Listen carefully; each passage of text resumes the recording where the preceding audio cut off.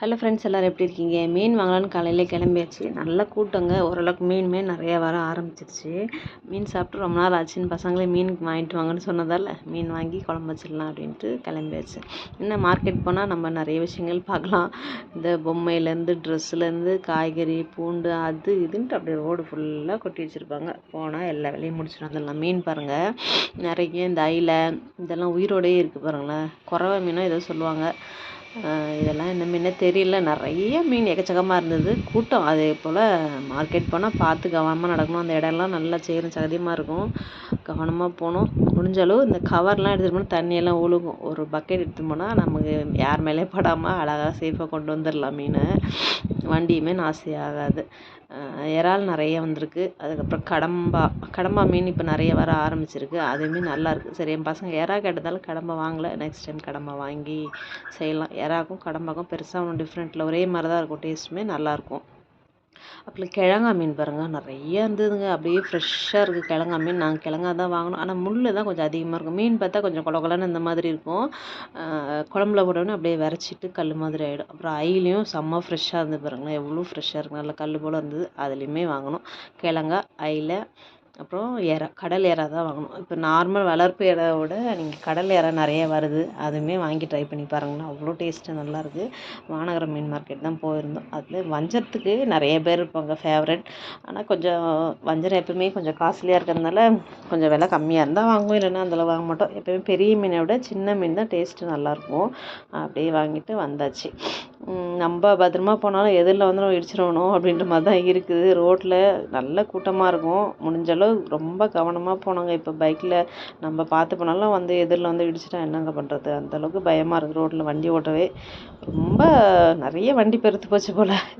எங்கே பார்த்தாலும் ரோட்டில் டிராஃபிக்காக தான் இருக்குது. சின்ன ரோடாக இருக்குது. அதில் பார்த்தாலுமே ஒரே டிராஃபிக்காக தான் இருக்குது.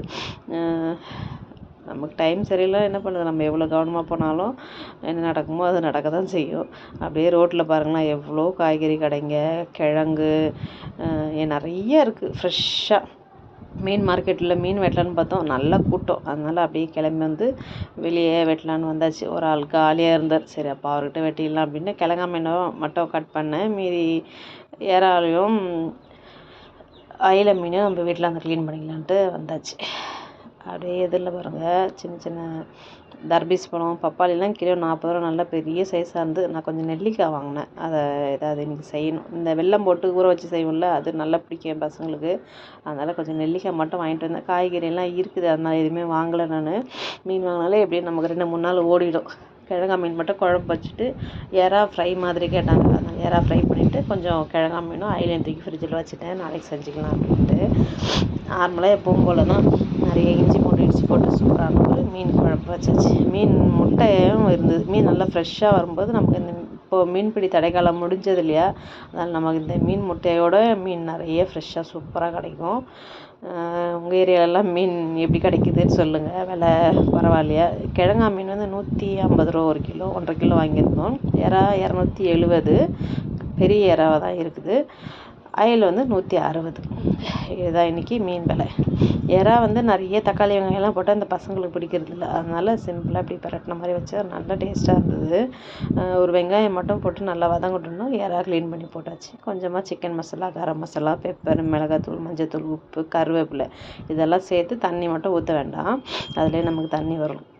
அப்படியே நல்லா பரட்டிட்டு மூடி வச்சுட்டு இறக்குனா அந்த தண்ணியெல்லாம் வற்றி எறா நமக்கு சூப்பராக ரெடி ஆகிடும். நல்ல டேஸ்ட்டு செம்மையாக இருந்தது பாருங்கள். இன்னுமே நல்லா ட்ரையாக வேணாலும் நம்ம எடுத்துக்கலாம். இது மாதிரி வச்சுட்டு நம்ம சாதத்துலேயோ இல்லை ரசம் சாதத்துக்கெல்லாம் தொட்டு சாப்பிடும்போது எறா நல்ல டேஸ்ட்டு சூப்பராக இருக்கும். மீன் குழம்பு பாருங்கள், நல்லா எண்ணெய் மிதக்க இருந்தால் தான் மீன் குழம்பு செம்ம டேஸ்ட்டாக இருக்கும். இந்த குழம்பு நாளைக்கு சாப்பிட்டா செம்மையாக இருக்கும். மறுநாள் காலையில் இட்லியோ தோசையோ ஊற்றி இந்த மீன் குழம்பு வச்சு சாப்பிட்ணும். அவ்வளோ டேஸ்ட்டு செம்மையாக இருக்கும். அப்படியே பழைய சாதத்துக்கு வச்சு சாப்பிட்டோம்னா சூப்பராக இருக்கும். கூட சாதம் வச்சு எல்லோரும் 3 பேரும் 3 பேர் இல்லை 4 பேர் ஒருத்தர் மறந்துட்ட பிறகு எல்லோரும் சேர்ந்து மத்தியானம் உட்காந்து சூப்பராக சாப்பிட்டு முடிச்சாச்சு.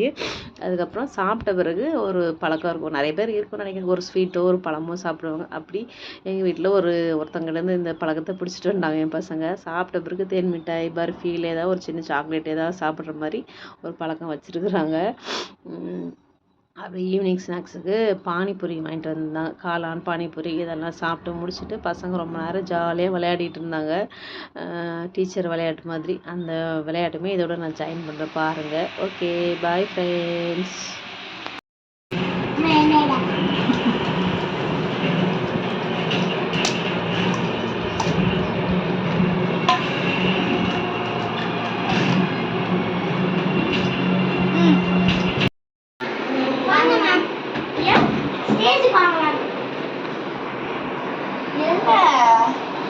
இரு, நான் அந்த சைடு சாலை போட்டபடி லீடருக்கு அறிவிக்கிறோம்.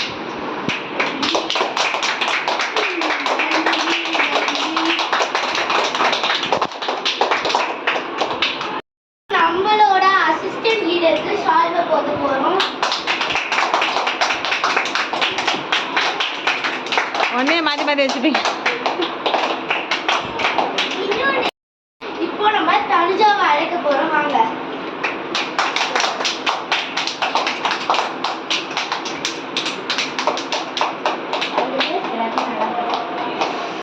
பாத்தீங்கன்னா நம்மளோட ஸ்டூடெண்ட்ஸ்க்காக நம்ம ஷால்வை தான் போட போறோம். வாங்க. இல்ல என்ன குட்டிக்கு சார்.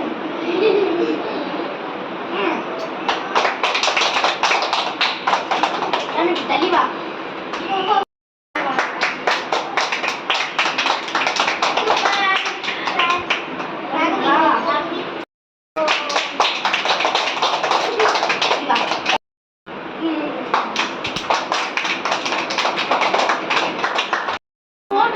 இப்போ பார்த்தீங்கன்னா நம்ம இதுதான் நம்மளோட கேங்கு. ஸோ எங்களோட டீம் பேர் பார்த்தீங்கன்னா லக்கி டீம்.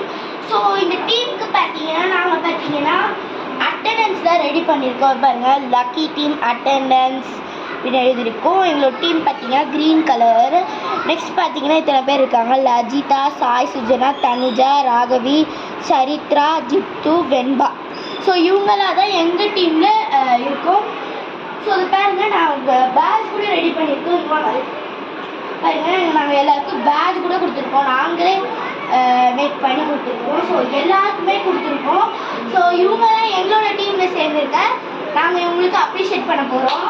எல்லாம் செலக்ட் பண்ணுங்க. ஸோ இப்போ பார்த்தீங்கன்னா இந்த டீம் லீடர் பார்த்தீங்கன்னா நான் தான். அசிஸ்டன்ட் லீடர் பார்த்தீங்கன்னா சாய் சுஜனா. ஸோ எல்லாம் கிளாப் பண்ணிக்கலாம்.